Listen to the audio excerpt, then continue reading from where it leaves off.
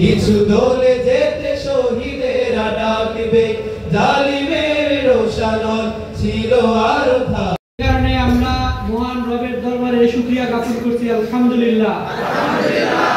শুকরিয়া হিসাবে আমরা দীর্ঘ ২.৫ বছর যেহেতু আমাদের মন উজাড় করে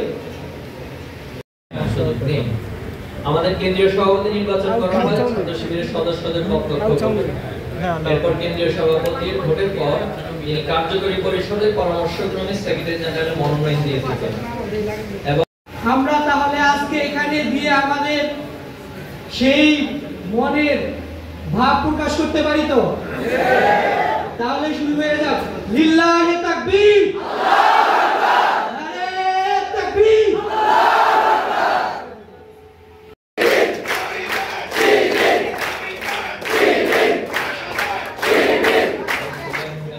আপনাদের সম্মুখে